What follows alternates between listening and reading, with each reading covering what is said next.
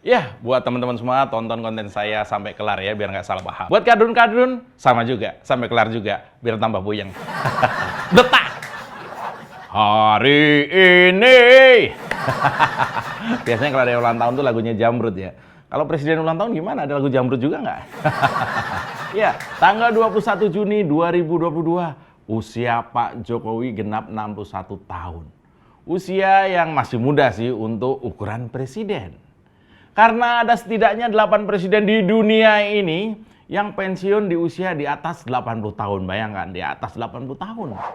Contohnya misalnya Presiden Yunani, Carlos Papulias, pensiun di usia 85 tahun. Kemudian ada Presiden Kamerun, Paul Biya, pensiun di usia 85 tahun. Tua-tua ya. Lalu ada Giorgio Napolitano, wah susah namanya ya. Usia terlama saat menjabat 91 tahun. Dia ini dari Italia. Lalu ada lagi Joaquim Balaguer yang usianya waktu menjabat adalah 89 tahun. Dia dari negara Dominika. Gila, 90 tahun baru turun dari tahta presiden. Lalu ada Simon Peres, kita kenal semuanya. Usia terlama saat menjabat adalah 90 tahun dan dari Israel. Lalu ada Beji Caid Essebsi yang masih aktif menjabat sebagai presiden Tunisia. Di usia menjabatnya 94 tahun. Edan ini, usia lewat 90 tahun masih jadi pimpinan negara. Jangan-jangan sebaya sama Pangeran Diponegoro nih. Lalu ada legend Robert Mugabe, presiden Zimbabwe yang masih juga menjabat di usia 95 tahun. Dan yang paling tua saat ini adalah Hastings Banda dari negara Malawi yang dalam usia 98 tahun baru turun tahta. Gila ini ya. Sementara Pak D. Jokowi lagi on fire dong sebenarnya. Usia masih 61 tahun per hari ini. Dan 2 tahun ke depan baru akan lengser di usia 63 tahun sebagai Presiden Indonesia. Waduh, sebagai rakyat jelata dan rakyat jelalatan, saya tentu akan mengucapkan Dirgahayu Presiden kami. Selamat berulang tahun ke-61. Terima kasih untuk semua inspirasi yang telah Bapak torehkan di dada kami tentang bagaimana memimpin Indonesia dengan sederhana, tapi hasil kerjanya nyata dan manfaatnya luar biasa. Setelah 77 tahun Indonesia merdeka, saya kok baru merasa punya presiden saat ini ya. Presiden yang apa adanya maksudnya kan. Nah, 61 tahun tentu bukan usia seorang pemuda. Tapi 61 tahun juga belum masuk usia renta. Pak Jokowi masih sama lincahnya ketika kami kenal sebagai wali kota Solo dulu. Tidak berkurang semangat dan kecerdasan dalam memimpin. Kalau toh ada yang berkurang, ya itu cuman makin tipis rambutnya. Dan juga sepertinya turun 3 kg karena pandemi kemarin belum pulih ya Pak. Waduh. Dan Presiden Jokowi ini lahir dari pasangan Pak Notomi Harjo dan Ibu Sujatmi di Surakarta atau Solo, Jawa Tengah pada 21 Juni tahun 61. Kemudian Pak Jokowi menikah dengan Bu Iriana di Solo tahun 86. Wah, saya baru lahir tuh ya. Sebuah pasangan yang penuh dengan perjuangan sejak awal. Pasangan ini memiliki 3 orang anak, yaitu Mas Gibran, kemudian Mbak Kahiyang, dan yang terakhir Kaisang. Saat ini Pak Jokowi dikaruniai 3 orang cucu, yakni ada Jan Etes, ada Sedah Mirah, dan ada Lalembah. Waduh, seorang kakek yang luar biasa. Nama-namanya juga sangat Indonesia ya, dan bagus-bagus ya. Nah, kadrun boleh nih niru nih. Nah, sebelum berkecimpung di dunia politik dan pemerintahan, Pak Jokowi adalah seorang pengusaha mebel. Ingat, Pak Jokowi basicnya adalah seorang pengusaha mebel.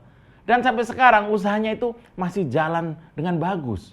Meski Pak Jokowi tentu sudah sejak awal tidak lagi mengurusi, sekarang dikelola oleh seorang profesional. Kemudian lulusan UGM ini mengawali karirnya di dunia pemerintahan dengan menjadi seorang wali kota Solo. Nah ini menarik. Dan mungkin sudah pada lupa ya, kalau saat jadi wali kota Solo, Pak Jokowi ini punya jabatan di PDI Perjuangan DPD Jawa Tengah, yaitu sebagai seorang wakil ketua. Wakil ketua DPD Jawa Tengah. Mentereng juga ya. Ya, karena dorongan publik dan ini sangat kuat. Kemudian Pak Jokowi mulai merambah ke Jakarta, menjadi gubernur DKI. berpasangan dengan Basuki Cahayapurnama atau Pak Ahok sebagai Wakil Gubernur DKI. Hanya 2 tahun saja Pak Jokowi menjabat sebagai Gubernur DKI. Karena pada tahun 2014 ia dicalonkan PDI Perjuangan sebagai presiden dengan pasangan Pak Yusuf Kalla. Kemudian Indonesia memiliki presiden yang paling sederhana dalam sejarahnya. Sederhana orangnya, tapi besar kerja dan ide pemikirannya. Nah, kesederhanaan dan kinerjanya yang dinilai baik oleh mayoritas rakyat Indonesia membuat Pak Jokowi kembali terpilih sebagai presiden untuk kedua kalinya pada tahun 2019. Saat itu Pak Jokowi didukung oleh PDI Perjuangan dan 8 partai politik lainnya yang mendukung Pak Jokowi dan Ma'ruf Amin. Ada Golkar, ingat nggak? P3, Nasdem, PKB, ada Perindro, ada PSI, ada Hanura, ada PKPI. Nggak tahu kemana tuh partai sekarang, kemana tuh nggak tahu kita. Iya, setelah tinggal 2 tahun lagi masa pemerintahan Pak Jokowi, ada aja PR yang tersisa. Apa aja PR yang belum terselesaikan? Apa saja yang kudu kelar dalam waktu dekat ini? Nah, kita kupas setelah yang satu ini. Selamat datang di Oposisi 69 FM bersama saya, Mas Jobray. Tarik bambang, sedikit disenggol lapor polisi, padahal doyan nyenggol tanpa basa-basi. Orang ngebanyol, kok disomasi. Oh sial, semua salah Jokowi. Oh no, ini negara gua. Oposisi gak ada otaknya. Bangsat! Yo, Pak Jokowi ulang tahun ke-61 sob. Panjang umur Pak D. Ya, memimpin negara sebesar Indonesia ini dengan ribuan pulau dan ratusan bahasa daerah, juga dengan sedemikian warna-warni masalah yang mengakar sejak puluhan tahun lalu, memang diperlukan seorang presiden yang kuat. Awalnya kami kira presiden kita ini yang latar belakangnya militer seperti SBY akan menghasilkan cara memerintah yang kuat. Ternyata keliru. Justru ketika Pak Jokowi yang konon terlihat kurus, lamban, malah justru memiliki kemampuan lebih berani dan makin disegani oleh lawan-lawan dari negara lain. Ya, Pak Jokowi disegani oleh Amerika. Karena di tangan Pak Jokowi, aset usaha Indonesia menjadi lebih berdaulat. Beberapa blok tambang, minyak, Freeport, dan lainnya bisa kita kuasai. Pak Jokowi disegani banyak negara lain. Penanganan pandemi yang baik, berbagai event internasional yang sukses, presidensi G20, perbaikan ekonomi, pemerataan pembangunan nasional, kedaulatan hasil alam seperti menghentikan ekspor berbagai mineral, membuat Amerika dan Eropa ketakutan. Indonesia makin dipandang di kancah dunia ketika Pak D yang berulang tahun ke-61 ini menjadi presiden Indonesia. Kak Don mana paham? Nah, yang juga nggak kalah penting adalah nyali Pak Jokowi meredam dan menghentikan masifnya kelompok radikalis, kelompok pengusung sistem pemerintahan khilafah, dan kelompok yang akan menghancurkan budaya Indonesia. Kita tahulah mereka ini siapa. Wahabis, teroris, radikalis, kelompok intoleran penuh kekerasan yang bersemi, tumbuh, dan subur di era sebelumnya, yang mendapat angin segar, ruang yang luas di masa sebelumnya. Siapa yang ketiban? Pak D. Jokowi. Lalu apa dia biarkan? Enggak lah, sikat habis. Masih 2 tahun ke depan, Pak Jokowi akan memimpin kita. Tugas berat beliau masih banyak ternyata.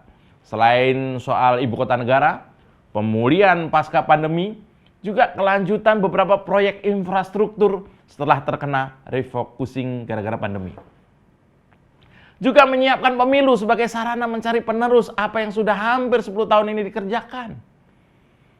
Akhir tahun akan ada banyak kepala negara dunia yang berkumpul di Bali, di ajang G20. Belum lagi berbagai event besar dunia juga akan digelar di Indonesia. Tapi yang terpenting adalah bisa menekan gejolak COVID varian baru yang beberapa hari terakhir ada tanda-tanda menguat. Kemudian gejolak politik yang juga mulai terasa menjelang 2024. Juga kelanjutan mengobrak-abrik berbagai kelompok anti Pancasila yang selama ini ngumpet atau malah dilindungi pihak-pihak tertentu. PR masih lumayan banyak. tentunya kita semua akan dengan senang bisa membantu dalam kapasitas kita masing-masing. Kadrun jangan sampai seenak jidatnya. Ya, di usia yang ke-61 tahun, Pak D. Jokowi semoga senantiasa dikaruniai kesehatan, kekuatan lahir dan batin dalam memimpin negeri ini. Kami rakyat jelata ini meski hanya butiran debu, dengan senang hati akan menjadi bagian untuk mengawalmu, Pak D.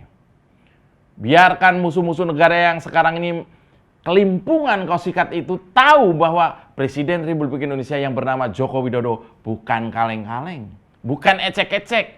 Karena selain kemampuan dan nyalimu yang luar biasa, Pak D, nyaris 80% rakyat Indonesia yang puas dengan kinerjamu. Kami berbaris di belakang mendukungmu hingga purna nanti. Selamat ulang tahun, Pak Jokowi. Dirgahayu Presiden kita. Kami dari Oposisi 69 FM mengucapkan salam bletak. Tarik, Pak D. Sedikit disenggol lapor polisi. Selamat ulang tahun. Padahal doyan nyenggol tanpa basa-basi. Orang no banyol, kok disomasi. Oh sial, semua salah Jokowi. Oh no, ini negara gua. Oposisi gak ada otaknya. Bangsat! Kita dukung aksi melawan intoleran, radikalisme, dan juga terorisme demi Indonesia yang lebih baik dengan cara subscribe di kanal 245 TV. Makasih.